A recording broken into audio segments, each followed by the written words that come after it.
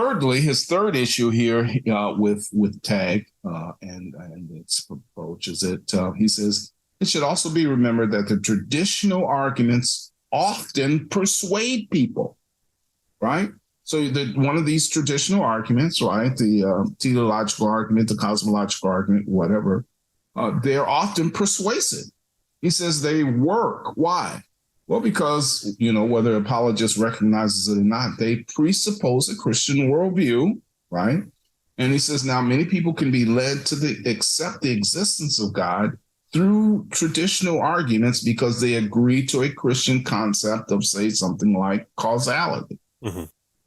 So he says we must recognize, and this is the point he's trying to make here, the person variability of apologetics, and deal with each inquirer according to their particular lights, right? So what may be persuasive for one person may not be persuasive for another. And so he's suggesting we have to meet people where they are if we're attempting to persuade.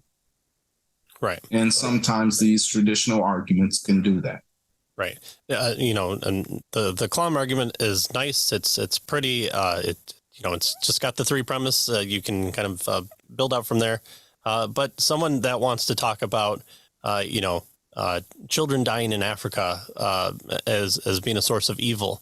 Well, the Clom would be the wrong argumentation path to take. We'd want to take something like an ethical system and discuss with that as a classicalist. And so we want to talk about things like evil and free choice and our responsibility to each other because that's how God designed us and created us, especially the church, to go out into the world and help the poor. So here with tag, just giving the person, what are the preconditions of intelligibility, seems to not always be the kind of the one step and only step thing that will get everybody to where we think we want to get to them. It was insightful to me, but everyone is not me, unfortunately, but also fortunately. And so, we have to... Unfortunately for them. But yeah, anyway. Exactly. Yeah, it's a good life. I appreciate it. And so that's his third critique here of tag.